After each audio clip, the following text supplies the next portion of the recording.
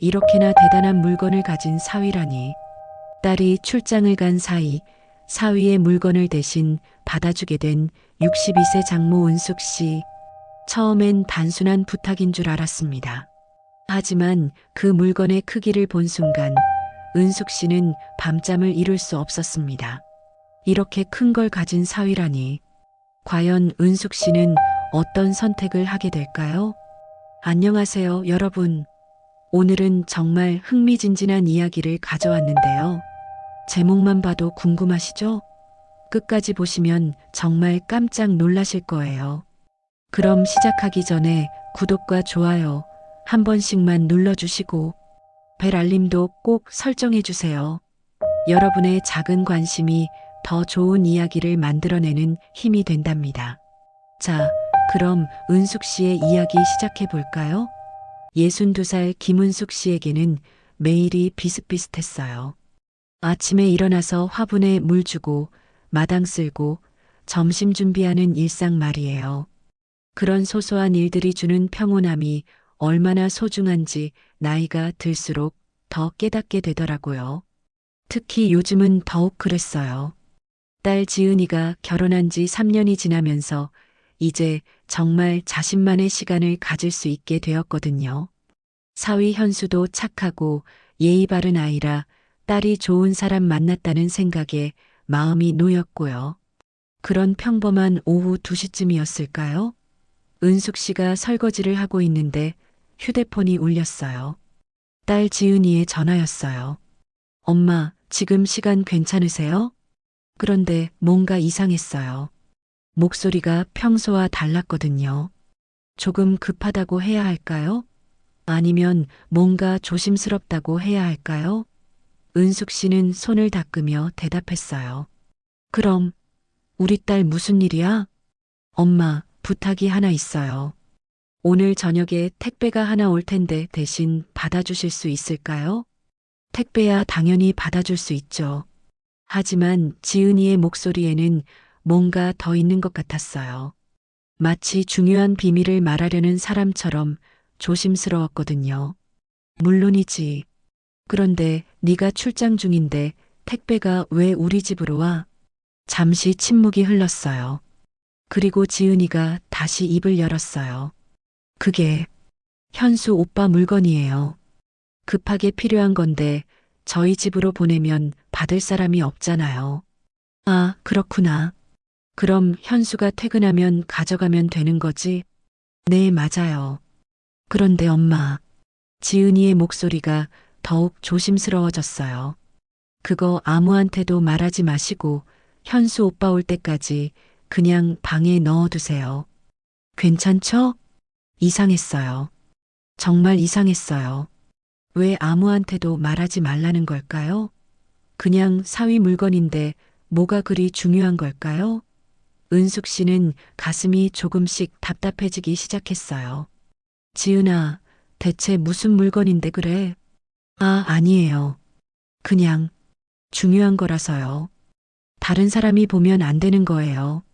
말은 그렇게 하지만 은숙 씨는 뭔가 석연치 않다는 생각이 들었어요. 38살이 된 딸이지만 어릴 때부터 뭔가 숨기는 일이 있으면 목소리가 이렇게 변했거든요. 알았어. 그럼 조심히 받아둘게. 고마워요, 엄마. 그럼 저 이제 일 때문에 바빠서 나중에 다시 연락드릴게요.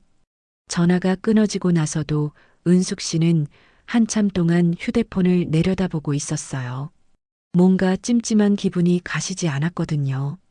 딸의 목소리에서 느껴지는 그 미묘한 긴장감, 그리고 굳이 아무한테도 말하지 마세요라고 당부한 것까지.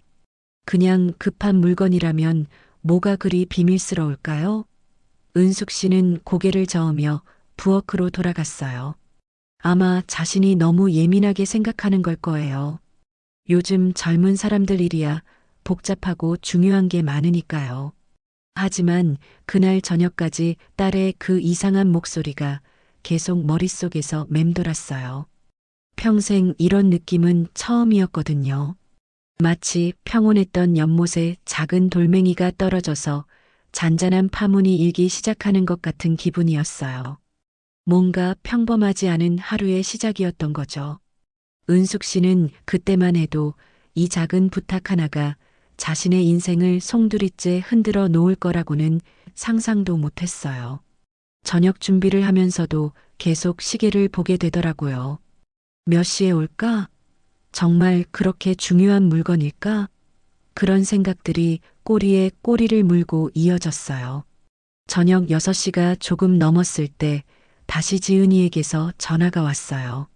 엄마, 혹시 택배 왔어요? 아직 안 왔는데? 보통 몇 시쯤 온다고 했니? 7시에서 8시 사이에 올 거예요. 엄마, 정말 중요한 부탁이 있어요. 지은이의 목소리가 아침보다 더욱 간절해졌어요. 마치 뭔가 아주 중요한 일을 부탁하는 것처럼 말이에요. 은숙 씨는 가슴이 조금 두근거리기 시작했어요. 뭔데 그렇게 심각해? 그 택배요. 절대로 열어보시면 안 돼요. 그리고 현수 오빠한테도 미리 말하지 마시고요. 오빠가 퇴근해서 직접 물어볼 때까지만 보관해 주세요. 은숙 씨는 점점 더 이상해졌어요. 딸이 이렇게까지 신신당부를 하다니요. 평생 이런 일은 처음이었어요. 지은아, 엄마가 남의 택배를 함부로 열어본 적이 언제 있었니? 그런데 왜 그렇게 걱정을 해? 아니에요, 엄마. 그냥 혹시나 해서요. 그리고 한 가지 더요. 또 뭔데? 혹시 다른 사람이 그 택배에 대해 물어보면 모른다고 하세요. 아무도요. 이제 정말 이상했어요. 은숙 씨는 가슴이 조금씩 답답해지기 시작했어요. 단순한 물건이라면서 왜 이렇게 비밀스럽게 행동하라고 하는 걸까요? 마치 뭔가 위험한 물건을 다루는 것처럼 말이에요. 지은아, 혹시 무슨 문제라도 있는 거 아니야? 엄마한테 솔직히 말해봐. 아니에요. 정말 아무것도 아니에요. 그냥 현수 오빠가 조심하라고 해서요. 아주 중요한 거라서요. 그럴듯한 설명이었지만 은숙 씨의 불안감은 더욱 커졌어요. 딸이 이렇게 변명을 늘어놓는 걸 보니 뭔가 숨기는 게 분명했거든요. 그리고 왜 다른 사람이 물어본다는 걸 가정하고 있는 걸까요? 알겠어. 그런데 지은아. 네. 현수가 무슨 일을 하는지 엄마가 정확히 알고 있는 거 맞지? 네 남편인데 모를 리가 없잖아. 또 잠시 침묵이 흘렀어요. 그리고 지은이가 대답했어요. 물론 알고 있어요. 그냥 이번에 하는 일이 좀 중요한 거라서 조심스러운 거예요. 그래, 알았어. 엄마가 조심히 받아서 잘 보관해 둘게. 고마워요, 엄마. 정말 고마워요. 전화를 끊고 나서 은숙 씨는 거실 소파에 털썩 주저앉았어요.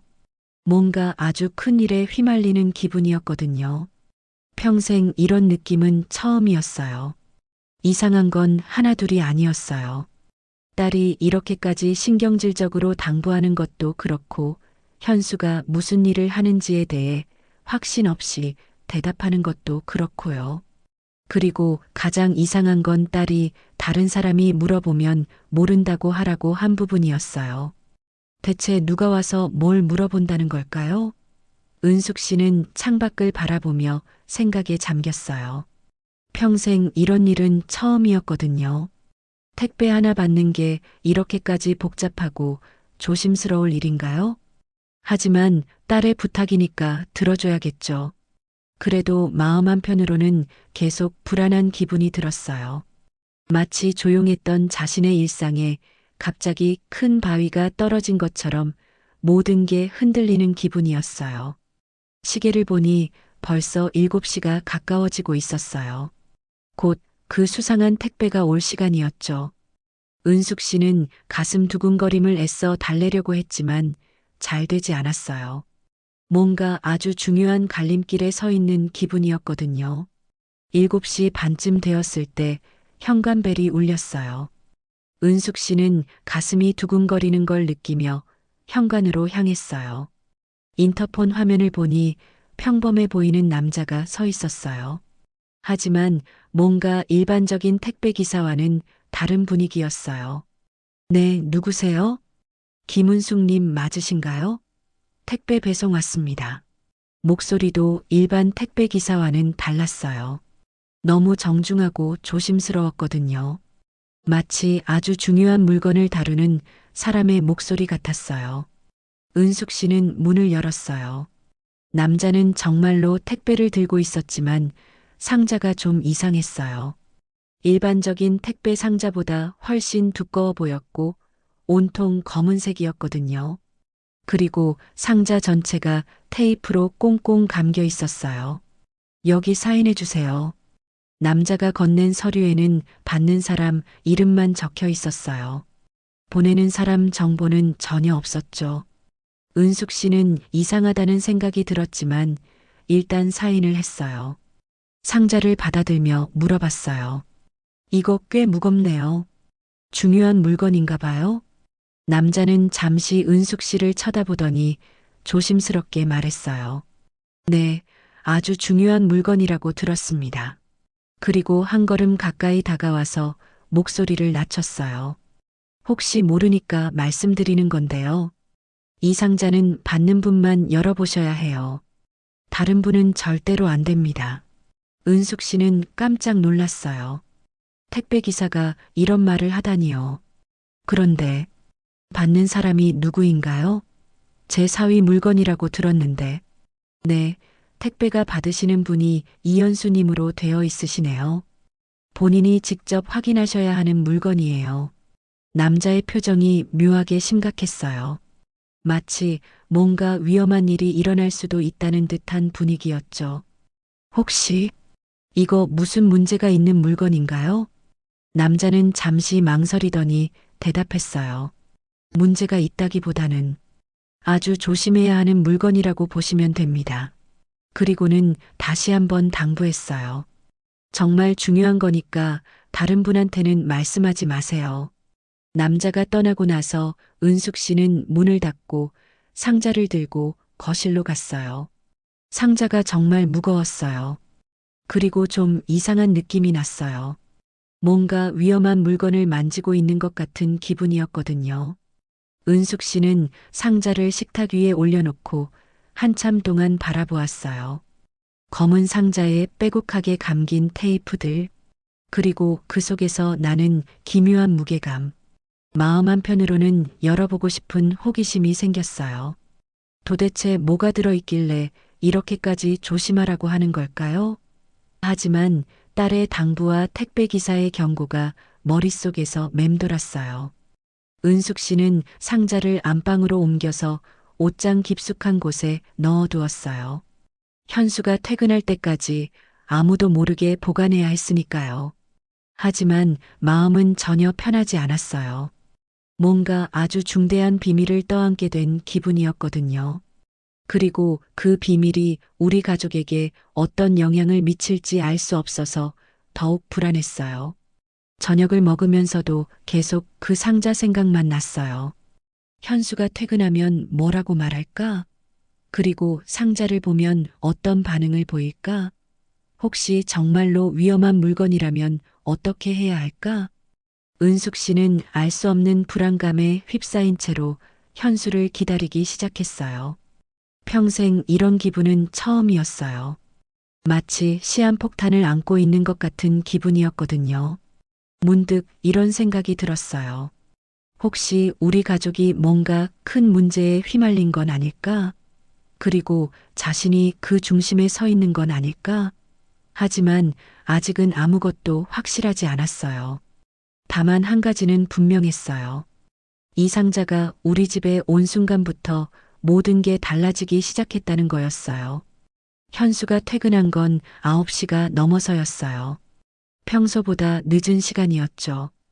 은숙 씨는 거실에서 텔레비전을 보는 척하면서 계속 시간을 확인하고 있었어요. 현관문이 열리는 소리가 들렸어요. 어머니, 안녕하세요.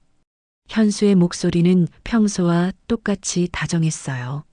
하지만 은숙 씨는 왠지 모르게 긴장이 되었어요. 그 상자 때문이었죠. 어서 와라, 현수야. 저녁은 먹었니? 네, 회사에서 먹었어요. 그런데 어머니, 혹시 오늘 특별한 일 없으셨어요? 현수가 신발을 벗으며 물었어요. 목소리에는 별다른 감정이 없었지만 은숙 씨는 그의 표정을 유심히 살펴보았어요. 뭔가 기다리고 있는 것 같았거든요. 특별한 일이라. 아, 그러고 보니 택배가 왔더라. 지은이가 네 물건이라고 하던데. 순간 현수의 얼굴이 살짝 변했어요. 놀란 것도 아니고 안도한 것도 아닌 묘한 표정이었어요. 마치 예상했던 일이 벌어진 것 같은 그런 표정이었죠. 아, 그래요? 어디 있어요? 안방에 넣어뒀어. 지은이가 조심히 보관하라고 해서 말이야. 현수는 고개를 끄덕이며 안방으로 향했어요. 은숙 씨는 그의 뒷모습을 바라보며 이상한 느낌을 받았어요. 평소처럼 여유로운 걸음이 아니라 뭔가 서두르는 것 같았거든요. 잠시 후 안방에서 현수의 목소리가 들렸어요. 어머니, 이거 누가 가져다 줬어요? 택배 기사가 가져다 줬지. 그런데 좀 이상한 사람이더라. 어떻게 이상했어요? 현수의 목소리가 조금 급해졌어요. 자꾸 조심하라고 하면서 다른 사람은 절대로 열어보면 안 된다고 하더라고. 현수가 잠시 말이 없었어요. 그리고 곧 거실로 나왔어요. 얼굴이 좀 굳어 있었어요. 어머니, 혹시 다른 사람한테 이 얘기 하셨어요? 아니야. 지은이가 아무한테도 말하지 말라고 해서. 현수가 안도의 한숨을 쉬었어요. 그런 현수를 보며 은숙 씨는 더욱 궁금해졌어요. 현수야, 그게 대체 뭔데 그렇게 중요한 거니? 현수가 고개를 들어 은숙 씨를 바라보았어요. 잠시 고민하는 것 같았어요. 그게 지은이가 부탁한 일이에요. 지은이가 부탁한 일? 네. 지은이 대학교 선배 물건인데 잠시만 보관해 달라고 했어요. 은숙 씨는 점점 더 궁금해졌어요. 그 선배가 왜 우리 집에 물건을 맡겨두는 거야? 자기 집에 두면 되잖아. 그게 지금 해외에 나가 있다고 해서요. 그럼 언제까지 보관해야 하는 거야? 며칠만요. 곧 연락이 올 거예요. 현수의 설명을 들으면서도 은숙 씨는 뭔가 석연치 않다는 생각이 들었어요. 왜 그렇게 비밀스럽게 행동해야 하는 걸까요? 갑자기 현수의 휴대폰이 울렸어요. 현수가 전화를 확인하더니 얼굴이 굳어졌어요. 어머니, 저 잠깐 전화 받고 올게요. 현수가 밖으로 나가서 전화를 받았어요. 은숙 씨는 거실에 혼자 남아서 생각했어요. 뭔가 이상했어요. 현수가 평소와 전혀 다르게 행동하고 있었거든요. 잠시 후 현수가 들어왔어요. 얼굴이 더욱 심각해져 있었어요. 어머니, 내일까지는 아무한테도 이 얘기하지 마세요. 정말 중요해요. 왜? 무슨 일이야? 그냥 조심해야 하는 일이에요. 며칠만 참아주세요. 현수의 대답은 여전히 모호했어요. 하지만 그의 표정이 너무 심각해서 은숙 씨는 더 이상 묻지 못했어요. 그날 밤 은숙 씨는 잠이 오지 않았어요. 현수의 이상한 행동이 계속 머릿속에서 맴돌았거든요. 뭔가 큰 문제가 있는 것 같았는데 아무도 자세히 말해주지 않으니 더욱 불안했어요. 다음 날 아침 현수는 일찍 출근했어요. 평소보다 1시간이나 빨리 나갔죠. 그리고 나가면서 다시 한번 당부했어요. 어머니, 정말로 아무한테도 어제 일 말씀하지 마세요. 알았어. 그런데 언제까지 일해야 하는 거야? 곧, 곧 정리될 거예요. 현수가 나간 후 은숙 씨는 혼자 집에 남았어요. 그런데 자꾸만 현수 방이 신경 쓰였어요. 그 검은 상자가 거기 있다는 게 계속 머릿속에서 맴돌았거든요. 오전 10시쯤 갑자기 현관벨이 울렸어요. 인터폰 화면을 보니 정장을 입은 남자가 서 있었어요. 어제 택배를 가져온 사람과는 다른 사람이었어요. 네, 누구세요? 안녕하세요. 이현수 씨 계신가요? 지금 회사에 갔는데요. 무슨 일이신가요? 남자가 잠시 망설이더니 말했어요. 그럼 혹시 어제 특별한 물건 받으신 거 있으신가요? 은숙 씨의 가슴이 철렁했어요. 현수가 그렇게 비밀로 하라고 했는데 벌써 누군가가 찾아온 거예요. 특별한 물건이요? 무슨 말씀이신지. 검은 상자요. 꽤 중요한 물건입니다. 남자가 구체적으로 묘사하는 걸 보니 분명히 그 상자를 아는 사람이었어요. 은숙 씨는 현수의 당부가 생각나서 모른다고 했어요. 저희 집에는 그런 물건 온 적 없는데요. 남자가 의외라는 표정을 지었어요. 정말요? 분명히 이 주소로 배송됐다고 했는데. 글쎄요. 저희는 받은 적이 없어요. 남자가 한참 은숙 씨를 쳐다보더니 명함을 하나 꺼냈어요. 그럼 혹시 나중에라도 그런 물건이 오면 이 번호로 연락 좀 해주세요. 은숙 씨는 명함을 받았어요. 거기에는 이름과 전화번호만 적혀 있었어요. 회사 이름이나 다른 정보는 전혀 없었죠. 남자가 가고 나서 은숙 씨는 명함을 보며 고민에 빠졌어요. 이 사람은 대체 누구일까요? 그리고 왜 그 상자를 찾고 있는 걸까요? 오후 2시쯤 이번에는 전화가 왔어요. 발신자 표시에는 번호가 나타나지 않았어요. 여보세요? 김은숙 씨 맞으신가요? 낯선 남자 목소리였어요. 나이는 40대 정도로 들렸고 목소리가 좀 긴장되어 있었어요. 네, 맞는데요. 누구세요? 직접 말씀드리기는 어렵고요. 중요한 말씀을 드리고 싶어서 전화드렸습니다. 무슨 말씀이요? 혹시 어제 받으신 물건 있으시죠? 또 그 상자 얘기였어요. 은숙 씨는 어떻게 대답해야 할지 몰랐어요. 저, 누구시길래 그런 걸 물어보시나요? 제가 누구인지는 중요하지 않아요. 중요한 건 그 물건을 조심하셔야 한다는 거예요. 어제 택배 기사가 한 말과 비슷했어요. 하지만 이 사람은 더 간절하게 들렸어요. 조심한다는 게 무슨 뜻이에요? 그 물건 위험할 수 있어요. 그래서 빨리 처리하시는 게 좋을 거예요. 처리한다는 게 무슨 뜻이에요? 잠시 침묵이 흘렀어요. 그리고 남자가 다시 말했어요. 아무튼 조심하세요. 그리고 혹시 이상한 사람이 찾아오면 절대로 문 열어주지 마세요. 이상한 사람이요? 하지만 남자는 더 이상 말하지 않고 전화를 끊어버렸어요. 은숙 씨는 한참 동안 수화기를 들고 있었어요. 머릿속이 복잡했어요. 오늘 하루 사이에 너무 많은 일이 벌어졌거든요. 아침에는 정체불명의 남자가 찾아왔고 지금은 익명의 전화까지 걸려왔어요. 그리고 모든 사람이 그 상자를 언급했어요. 어떤 사람은 찾고 있고 어떤 사람은 조심하라고 경고하고 있어요. 도대체 그 상자 안에 뭐가 들어있는 걸까요? 그리고 현수는 이 모든 일을 알고 있는 걸까요? 저녁에 현수가 퇴근했을 때 은숙 씨는 오늘 있었던 일들을 차근차근 말했어요. 현수야, 오늘 이상한 일이 있었어. 현수의 얼굴이 굳어졌어요. 아침에 어떤 남자가 와서 네 물건 받았냐고 물어보더라. 그리고 오후에는 전화도 왔어. 현수가 당황하는 기색을 보이더니 은숙 씨가 모른다고 대답했다는 말을 듣자 안도의 한숨을 쉬었어요. 도대체 무슨 일이 벌어지고 있는 거니? 이제 엄마한테 정확히 말해줘야 해. 그제서야 현수가 조금씩 진실을 털어놓기 시작했어요.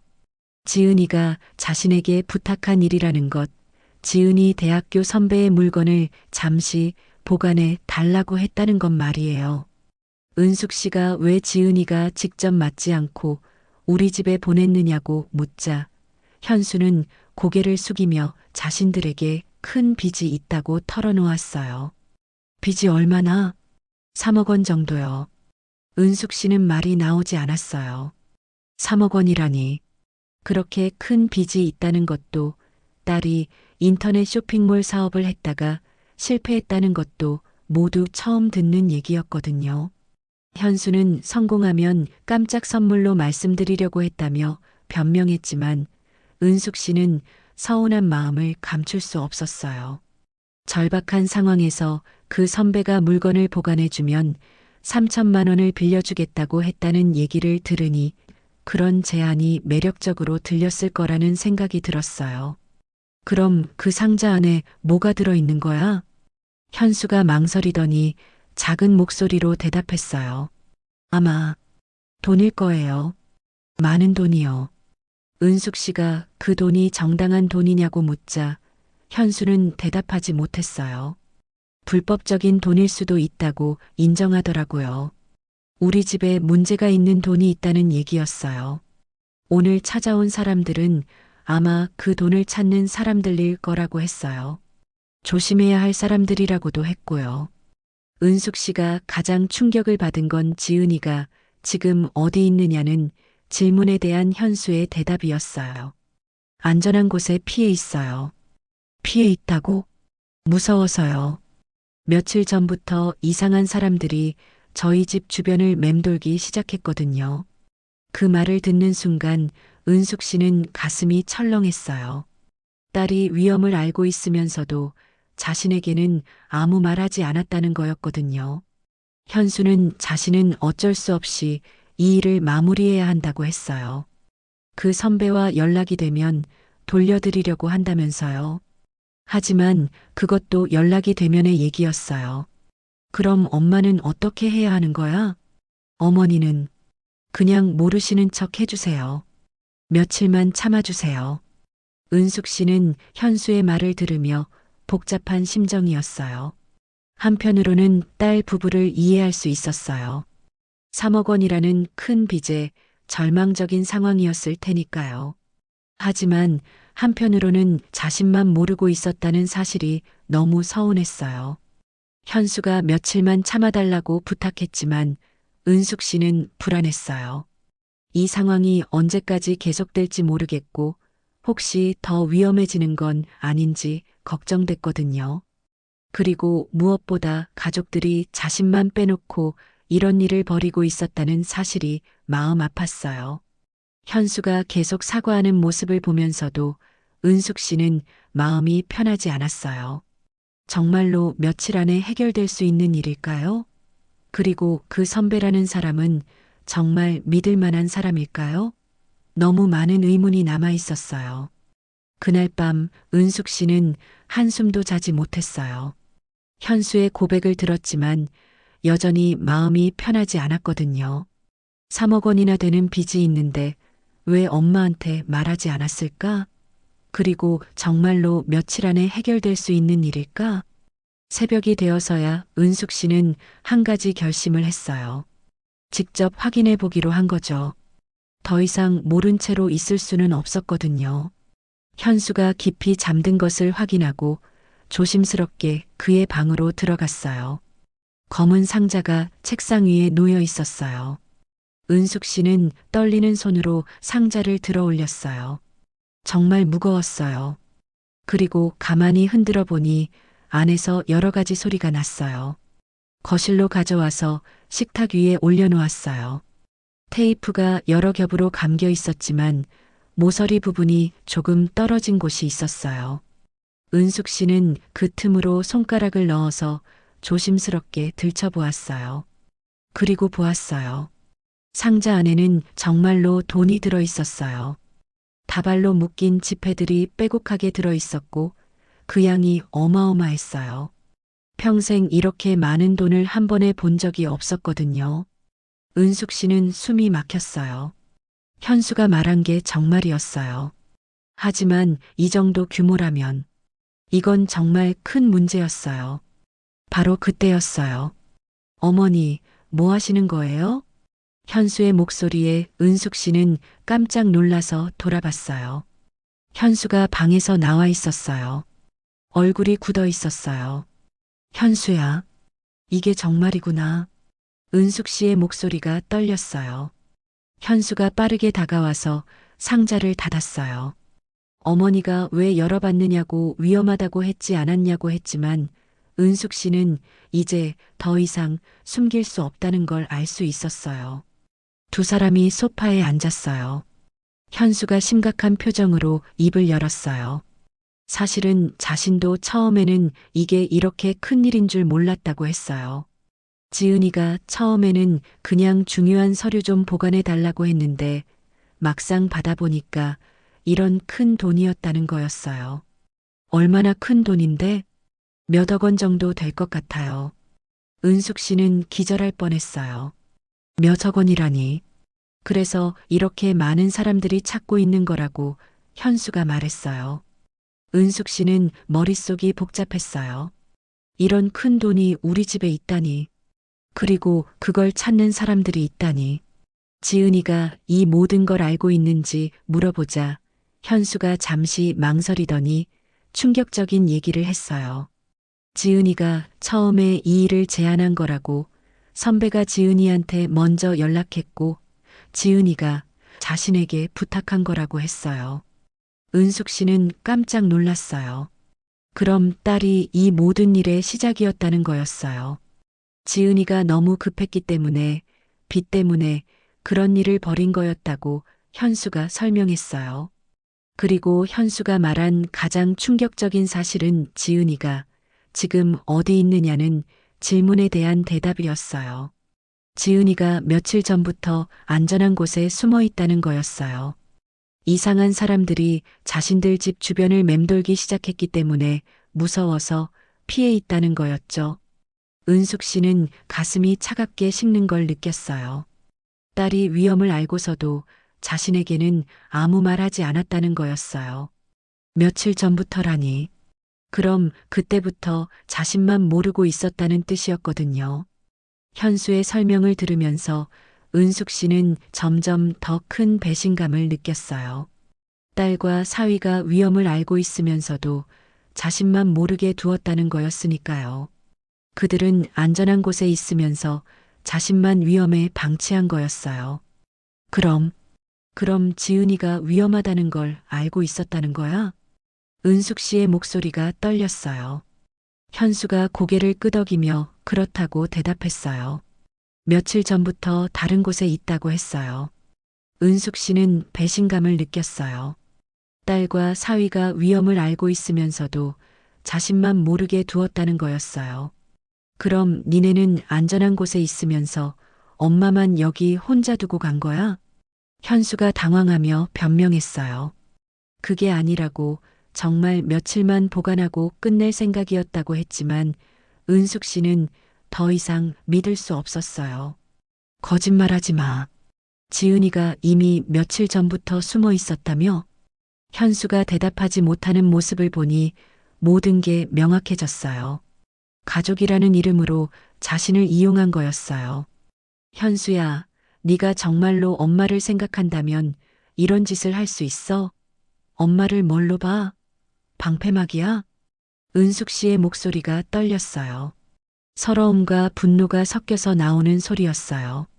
현수에게 지금 당장 지은이한테 전화해서 여기로 오라고 하라고 했어요. 현수가 위험하다고 하자 은숙 씨는 더욱 화가 났어요. 그럼 엄마는 위험해도 상관없다는 거냐고 소리쳤어요. 현수가 어쩔 수 없이 지은이에게 전화를 걸었어요. 어머니가 모든 걸 아셨으니 지금 당장 와야 할 것 같다고 했어요. 은숙 씨가 전화를 받아서 딸에게 지금 당장 집으로 오라고 명령했어요. 지은이가 미안하다고 하자 미안하다는 말 말고 당장 오라고 했어요.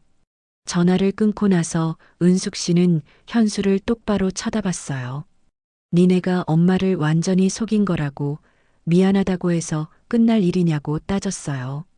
현수가 어쩔 수 없었다고 변명하자 은숙 씨는 더욱 화가 났어요. 어쩔 수 없었다면 엄마한테 솔직히 말하면 안 됐냐고 걱정시키기 싫어서라는 핑계로 이렇게 위험한 일에 휘말리게 해놓고 무슨 소리냐고 했어요. 은숙 씨는 더 이상 참을 수 없었어요. 현수에게 그 상자 당장 치우라고 자신은 더 이상 이런 일에 관여하고 싶지 않다고 선언했어요. 바로 그때 현관벨이 울렸어요. 지은이가 온 모양이었어요. 1시간 후 지은이가 도착했어요. 얼굴이 창백했고 눈이 빨갛게 부어 있었어요.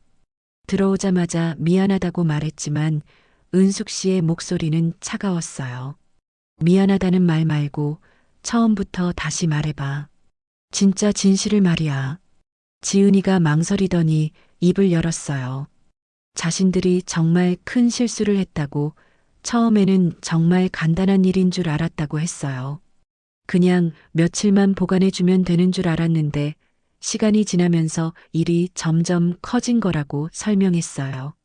선배가 갑자기 연락이 안 되기 시작했고 이상한 사람들이 자신들을 찾기 시작했다고 했어요. 그래서 니네만 도망간 거냐고 묻자 지은이가 너무 무서웠다고 울먹였어요. 하지만 은숙 씨는 딸을 보며 실망감을 감출 수 없었어요. 지은이에게 똑바로 물어봤어요. 네가 엄마를 뭘로 보는 거냐고. 위험한 일이 생기면 엄마한테 떠넘기고 니네만 안전한 곳으로 도망가는 게 맞는 거냐고 말이에요. 지은이가 정말 다른 방법이 없었다고 변명하자 은숙 씨는 더욱 서운했어요. 다른 방법이 없었다면 처음부터 엄마한테 솔직히 말하면 안 됐냐고. 그럼 엄마가 걱정할까 봐서라는 핑계는 지금 이 상황이 더 걱정스럽지 않냐고 반박했어요. 지은이가 들어와서 앉자 은숙 씨는 차가운 목소리로 말했어요. 미안하다는 말 말고 처음부터 다시 말해봐. 진짜 진실을 말이야. 지은이가 망설이더니 입을 열었어요. 자신들이 정말 큰 실수를 했다고, 처음에는 정말 간단한 일인 줄 알았다고 했어요. 처음에는 정말 며칠만 보관해주면 되는 줄 알았는데 시간이 지나면서 일이 점점 커진 거라고 설명했어요. 선배가 갑자기 연락이 안 되기 시작했고 이상한 사람들이 자신들을 찾기 시작했다고 눈물을 흘리며 말했어요. 은숙 씨가 그래서 니네만 도망간 거냐고 묻자 지은이가 흐느끼며 대답했어요. 너무 무서웠다고, 정말 다른 방법이 없었다고 했어요. 하지만 은숙 씨는 딸을 보며 실망감을 감출 수 없었어요. 지은아, 네가 엄마를 뭘로 보는 거야? 엄마, 위험한 일이 생기면 엄마한테 떠넘기고 니네만 안전한 곳으로 도망가는 게 맞는 거야? 지은이가 정말 다른 방법이 없었다고 변명했지만 은숙 씨는 받아들일 수 없었어요. 지은이의 빚이 3억 원이라는 얘기를 다시 들으니 마음이 복잡했어요. 어떻게 그렇게 큰 빚을 졌어? 지은이가 사업을 했는데 실패했다고 털어놓았어요. 인터넷 쇼핑몰을 현수와 같이 시작했는데 망했다는 거였어요. 은숙 씨는 또 놀랐어요. 딸이 사업을 했다는 것도 처음 듣는 얘기였거든요. 왜 엄마한테 말하지 않았냐고 묻자 지은이가 성공하면 깜짝 선물로 말씀드리려고 했다고 대답했어요. 은숙 씨는 딸 부부를 바라보며 복잡한 심정이었어요. 한편으로는 안쓰럽기도 하고 한편으로는 화가 나기도 했어요. 그래서 이런 위험한 일을 한 거냐고 묻자 지은이가 다른 방법이 없었다고 답했어요. 빚을 갚지 못하면 집도 빼앗기고 현수의 직장에도 알려질 거라고 말하는 지은이를 보니 은숙 씨는 이제 상황을 이해하기 시작했어요. 딸 부부가 절망적인 상황에 몰려 있었던 거였어요. 그럼 처음부터 엄마한테 말했으면 안 됐어? 엄마가 도와줄 수도 있었잖아. 하지만 지은이가 엄마가 어떻게 도와주냐고 3억 원이라고 하자 은숙 씨는 서운했어요. 그래도 함께 방법을 찾아봤을 수도 있잖냐고 말했어요. 지은이가 눈물을 닦으며 정말 죄송하다고, 엄마를 이런 일에 휘말리게 해서 미안하다고 사과했지만 은숙 씨는 지금 와서 미안하다고 해서 뭐 하냐고 답했어요. 은숙 씨는 가슴이 답답했어요. 딸을 위해서라면 뭐든 해주고 싶었지만 이런 식으로 이용당했다는 생각에 서운했거든요. 지은아, 그럼 이제 어떻게 할 거야? 지은이가 모르겠다고, 선배는 연락이 안 되고 어떻게 해야 할지 모르겠다고 했어요. 그 선배가 대체 누구냐고 묻자 지은이가 대학교 선배라고 사업할 때 도와주신 분이라고 대답했어요. 어떤 사업을 하는 사람이냐고 물으니 여러 가지 사업을 하시는데 정확히는 잘 모르겠다고 했어요.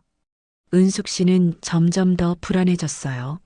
정확히 모른다는 게 무슨 뜻이냐고 묻자 지은이가 그냥 돈을 많이 버는 사업을 하신다고만 들었다고 답했어요.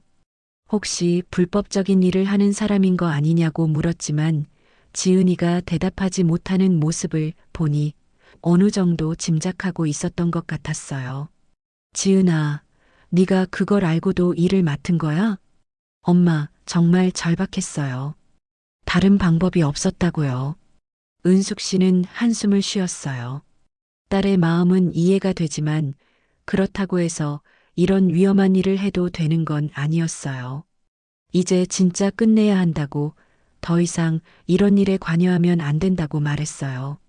하지만 지은이가 그 돈을 어떻게 처리해야 할지 모르겠다고 하자 은숙 씨는 그건 니네가 알아서 하라고 자신은 더 이상 모르겠다고 선언했어요.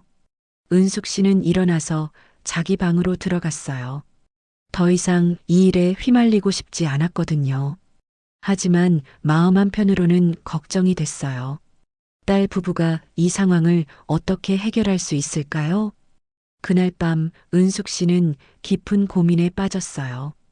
가족을 도와야 한다는 마음과 더 이상 위험한 일에 관여하고 싶지 않다는 마음 사이에서 갈등했거든요. 한 가지는 분명했어요. 이 일이 끝나더라도 가족 관계는 예전과 같지 않을 거라는 것이었어요. 그날 새벽 은숙 씨는 이상한 소리에 잠에서 깼어요. 뭔가 조심스럽게 움직이는 소리였어요. 시계를 보니 새벽 4시였어요. 현수와 지은이가 벌써 일어났나 싶어서 귀를 기울여 보니 소리가 거실 쪽에서 나고 있었어요. 은숙 씨는 조심스럽게 침실 문을 열고 밖을 내다보았어요. 거실에 희미한 불빛이 보였어요. 손전등 불빛 같았어요. 누군가가 집 안에 있었어요. 은숙 씨는 심장이 멎을 것 같았어요. 도둑인가? 아니면 그 돈을 찾는 사람들인가? 조심스럽게 복도로 나가보니 검은 옷을 입은 사람이 거실을 뒤지고 있었어요. 얼굴은 마스크로 가려져 있어서 알 수 없었지만 움직임이 아주 조심스럽고 전문적이었어요. 그 사람은 소파 밑, 텔레비전 뒤, 책장까지 샅샅이 찾고 있었어요. 분명히 그 돈을 찾는 거였어요. 은숙 씨는 어떻게 해야 할지 몰랐어요. 소리를 내면 위험할 것 같고 그렇다고 가만히 있을 수도 없었어요. 바로 그때 현수 방문이 열렸어요. 현수가 나왔어요. 누구야? 현수의 목소리에 침입자가 놀라서 돌아봤어요. 그리고 재빨리 창문 쪽으로 달려갔어요. 현수가 은숙 씨에게 달려와서 괜찮으냐고 물었어요. 은숙 씨가 저 사람이 누구냐고 묻자 현수는 모르겠다고 하면서도 아마 그 돈을 찾는 사람일 거라고 했어요. 현수가 창문을 확인해 보니 잠금 장치가 부서져 있었어요. 전문적으로 침입한 거였어요. 지은이도 나와서 상황을 파악했어요. 이제 정말 위험해졌다고 더 이상 여기 있으면 안 될 것 같다고 말했어요. 은숙 씨는 두 사람의 대화를 들으며 화가 났어요. 니네가 더 이상 여기 있으면 안 된다고? 그럼 엄마는 어떻게 해? 현수가 어머니도 함께 가시라고 했지만 은숙 씨는 받아들일 수 없었어요. 어디로 가자는 거냐고, 언제까지 이렇게 도망 다닐 거냐고 따졌어요. 현수야, 지은아, 이제 진짜 끝내야 해. 더 이상 이런 일에 관여하면 안 돼. 현수와 지은이가 안 된다고 경찰에 신고하면 자신들도 범죄자가 된다고 말했지만 은숙 씨는 더 이상 참을 수 없었어요. 그럼 어떻게 해? 이대로 계속 도망 다닐 거야? 지은이가 울먹이며 조금만 더 기다려달라고 방법을 찾아보겠다고 했어요. 무슨 방법이냐고 묻자 그 선배와 연락이 되면 어떻게든 해보겠다고 대답했어요. 하지만 연락이 안 된다면서 이미 일주일이나 지났는데 무슨 소리냐고 은숙 씨가 반박하자 딸 부부는 대답하지 못했어요. 은숙 씨는 더 이상 참을 수 없었어요. 니네가 이 상황을 만든 거라면서 니네가 해결해야지. 왜 엄마까지 위험에 빠뜨리냐고 소리쳤어요. 현수와 지은이가 어머니를 위험에 빠뜨리려는 게 아니라고 정말 다른 방법이 없다고 변명했지만 은숙 씨는 들어주지 않았어요. 내 말 잘 들어. 그 돈 당장 치워. 여기서 가져가든지 아니면 경찰에 신고하든지 해. 현수와 지은이가 서로를 쳐다보며 고민했어요. 그럼 그 돈을 원래 주인에게 돌려주면 어떨까 하고 제안했어요. 원래 주인이 누구냐고 묻자 정확히는 모르지만 찾는 방법이 있을 거라고 했어요. 은숙 씨는 그 말을 듣고 생각해 보았어요. 어차피 이 상황을 끝내려면 그 돈을 없애야 했어요.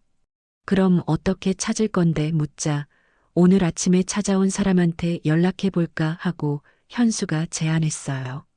위험하지 않을까 걱정하는 은숙 씨에게 어차피 지금도 위험하다고 차라리 직접 해결하는 게 나을 것 같다고 설득했어요.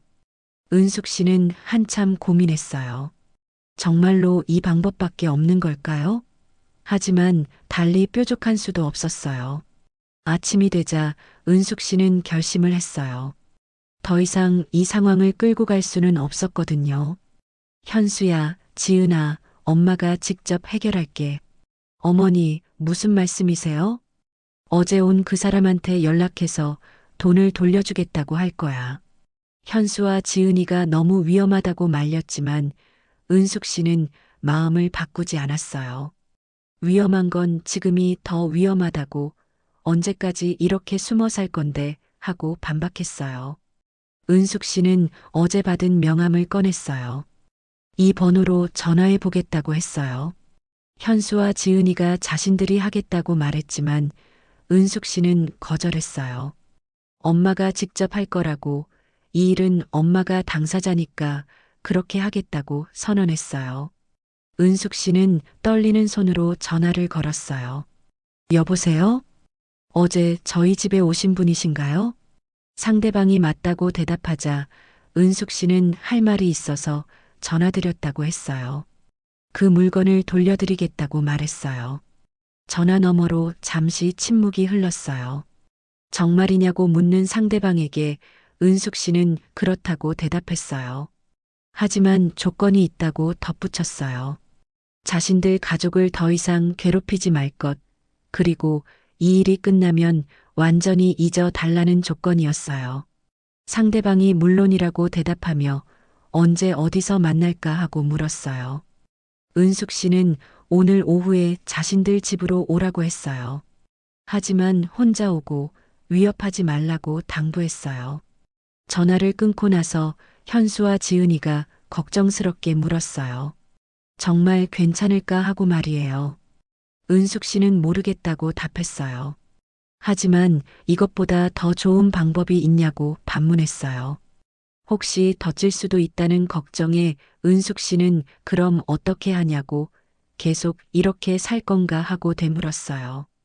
은숙 씨는 딸 부부를 바라보며 진심으로 말했어요. 이 일이 끝나면 니네는 정말로 새로 시작해야 한다고 다시는 이런 일에 관여하지 말라고 아무리 급해도 안 된다고 당부했어요. 지은이와 현수가 알겠다고 약속했어요. 그리고 앞으로는 엄마한테 거짓말하지 않겠다고 힘든 일이 있으면 함께 의논하겠다고 다짐했어요. 지은이가 눈물을 흘리며 정말 죄송하다고 사과했어요. 오후 3시쯤 약속한 사람이 왔어요. 어제와 같은 사람이었어요. 은숙 씨는 문을 열고 그를 맞이했어요. 안녕하세요. 상대방이 정말 감사하다고 인사했어요. 은숙 씨는 그를 집 안으로 들였어요. 거실에 앉은 그 남자에게 현수가 방에서 검은 상자를 가져왔어요. 남자가 상자를 확인해 보더니 고개를 끄덕였어요.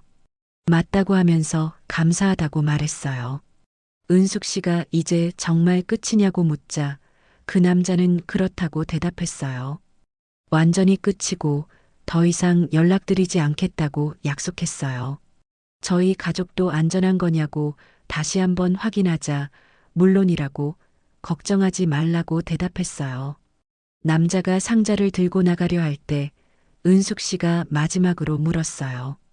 혹시 그 돈이 어떤 돈이었는지 알 수 있냐고 말이에요. 남자가 잠시 망설이더니 대답했어요. 사업상 문제로 생긴 돈이라고 자세한 건 말씀드릴 수 없지만 이제 원래 자리로 돌아갔으니 문제 없을 거라고 설명했어요. 은숙 씨가 감사하다고 인사하자 남자가 가고 나서 집안이 조용해졌어요. 은숙 씨는 마침내 안도의 한숨을 쉬었어요. 이제 정말 끝난 것 같았어요. 그날 저녁 세 사람은 오랜만에 함께 저녁을 먹었어요. 하지만 분위기는 여전히 어색했어요. 엄마, 정말 고생하셨어요. 지은이가 조심스럽게 말했어요. 은숙 씨는 고생이야 뭐 하면서 이제 끝났으니까 다행이라고 답했어요. 지은이가 자신들이 정말 반성하고 있다고 말하자 은숙 씨는 반성만으로는 부족하다고 앞으로 어떻게 살 건지가 중요하다고 말했어요. 현수가 입을 열었어요. 자신들이 이제 정말 열심히 살겠다고 일단 빚부터 갚아야겠다고 했어요. 어떻게 할 거냐고 묻자 정직하게 일해서 천천히라도 갚겠다고 대답했어요. 얼마나 걸릴까 하고 은숙 씨가 묻자 오래 걸리겠지만 포기하지 않겠다고 다짐했어요. 은숙 씨는 딸 부부를 바라보며 복잡한 심정이었어요. 아직도 화가 나고 실망스럽긴 했지만 그래도 가족이니까 도와주고 싶었어요. 지은아, 현수야, 엄마가 도와줄게. 지은이와 현수가 놀라며 어머니라고 불렀어요. 은숙 씨는 돈은 많지 없지만 그래도 조금씩이라도 도와주겠다고 말했어요.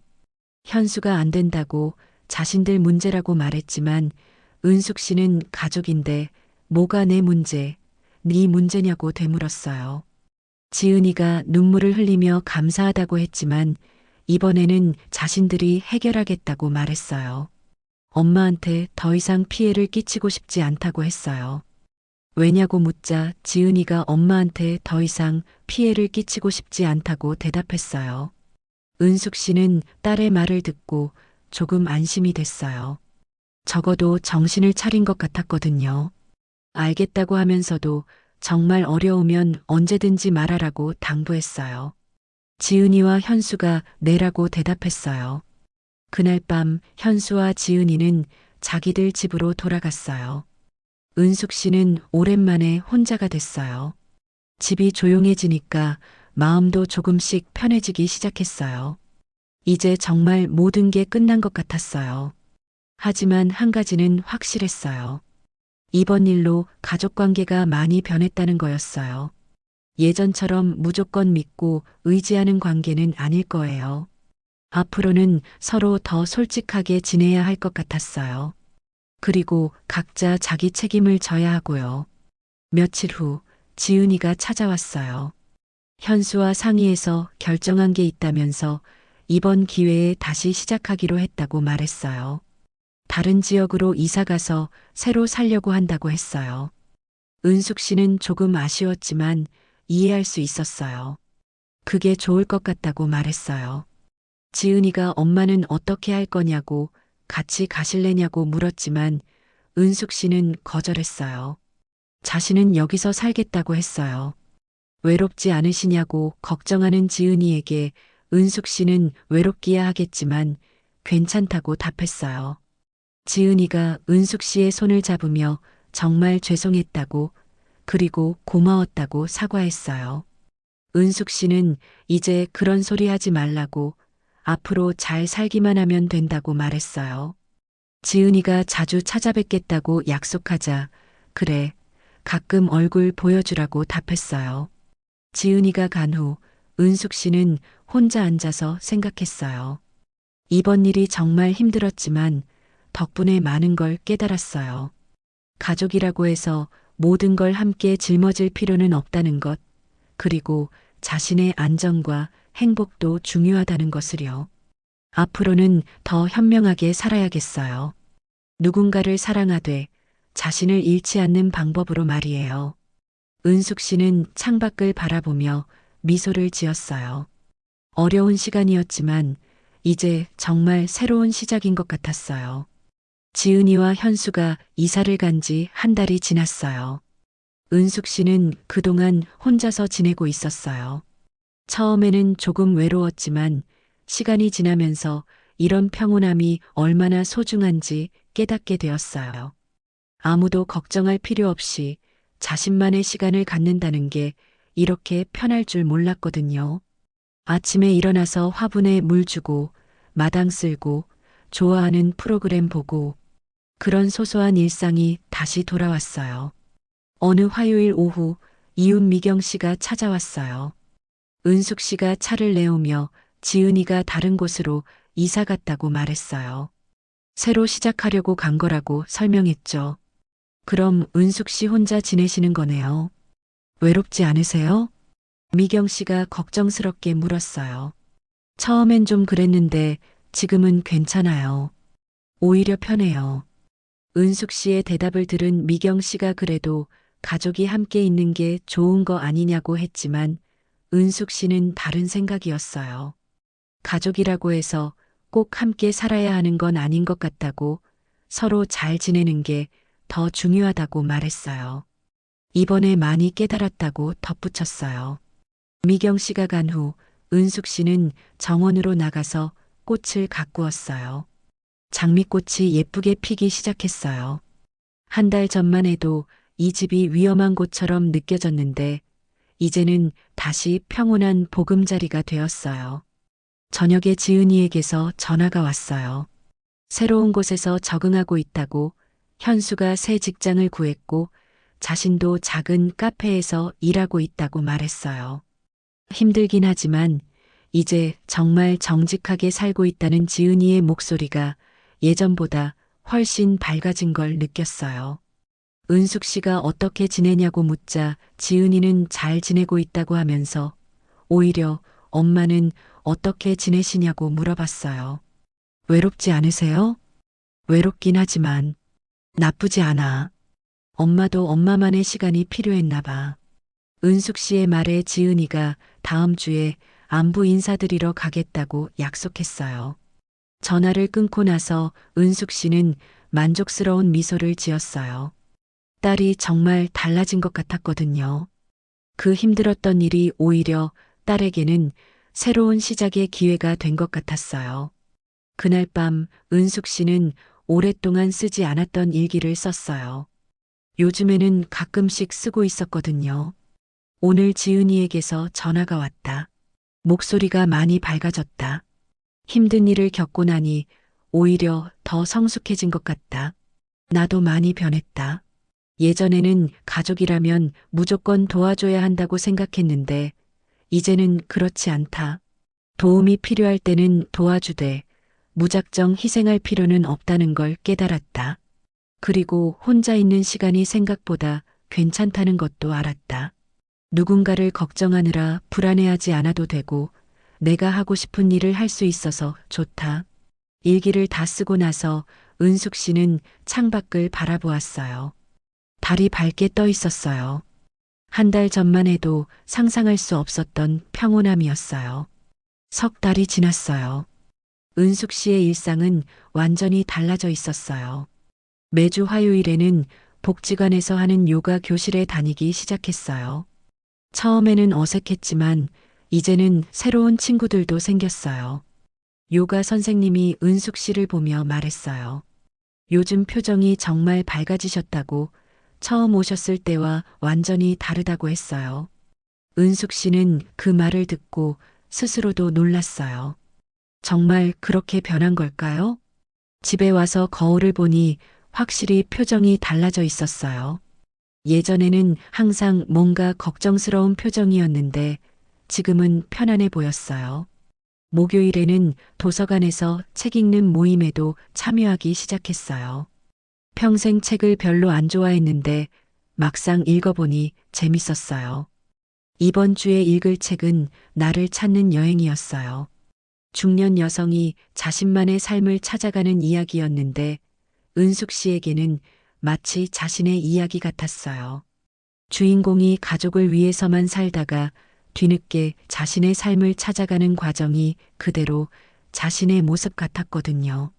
나도 이제 나를 위한 삶을 살고 있구나. 은숙 씨는 책을 읽으면서 그런 생각이 들었어요.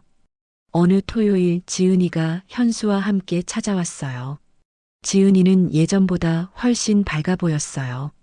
그리고 뭔가 당당해 보이기도 했어요. 엄마, 저희 좋은 소식이 있어요. 무슨 소식?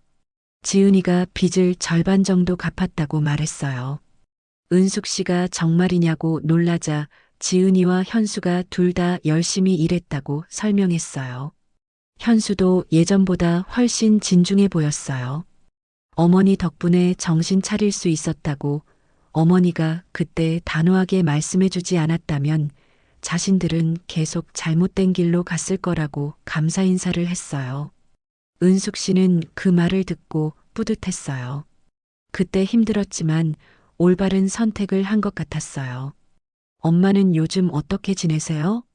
지은이가 묻자 은숙 씨는 잘 지내고 있다고 새로운 일도 시작했다고 대답했어요.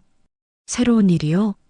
요가도 배우고 책도 읽고 그런 거 말이야.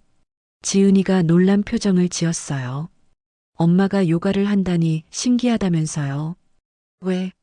엄마가 요가하면 안 돼? 아니에요. 그냥 신기해서요. 은숙 씨가 웃으며 말했어요. 엄마도 엄마만의 인생이 있는 거라고. 지은이가 미소를 지으며 엄마가 정말 멋지다고 말했어요. 그날 저녁 지은이 부부가 간 후 은숙 씨는 혼자 앉아서 생각했어요. 정말 많은 게 변했어요. 가족과의 관계도, 자신의 생활도, 그리고 자신에 대한 생각도. 예전에는 가족을 위해서만 살았는데, 이제는 자신을 위해서도 살고 있었어요. 그리고 그게 가족에게도 더 좋은 것 같았어요. 1년이 지났어요. 은숙 씨의 삶은 완전히 달라져 있었어요. 매일 아침 일어나서 화분에 물을 주는 건 예전과 같았지만 그 후의 하루는 완전히 달랐어요. 요가 교실, 독서 모임, 가끔은 새로 사귄 친구들과의 만남까지. 은숙 씨, 오늘 날씨가 정말 좋네요. 이웃 미경 씨가 인사했어요. 그러게요. 이런 날에는 산책하기 딱 좋아요. 은숙 씨가 대답하며 생각했어요. 나이가 들수록 더 활동적으로 살아야 하는 것 같다고. 나이 든다고 해서 집에만 있을 필요는 없었거든요. 오후에 지은이에게서 전화가 왔어요. 엄마, 저희 이번에 빚을 다 갚았어요. 정말 축하한다. 지은이가 엄마 덕분이라고 하자 은숙 씨는 뭔 소리냐고 니네가 열심히 한 거라고 말했어요. 아니에요. 엄마가 그때 바른 길로 인도해 주지 않았다면. 은숙 씨는 딸의 말을 들으며 뿌듯했어요. 그 힘든 시간이 결국 모든 사람에게 도움이 된 것 같았어요. 그럼 이제 정말 새로 시작이네. 네, 엄마. 그리고 엄마한테 말씀드릴 게 있어요. 지은이가 아이가 생겼다고 말했어요. 은숙 씨는 깜짝 놀라며 축하한다고 했어요. 엄마, 할머니 되실 준비 되셨어요? 지은이의 말에 은숙 씨는 웃음이 나왔어요. 준비야 뭘 준비하냐고 언제든지 준비되어 있다고 대답했어요. 전화를 끊고 나서 은숙 씨는 기분이 좋았어요.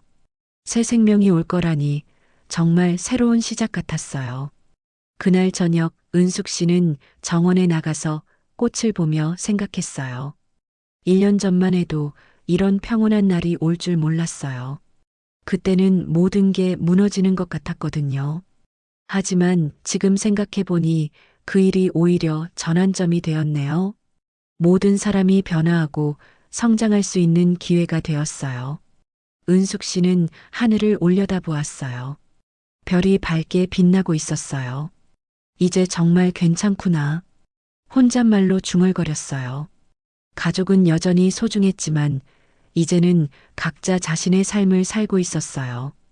그리고 그게 더 건강한 관계인 것 같았어요. 은숙 씨는 집으로 들어가서 따뜻한 차를 끓였어요.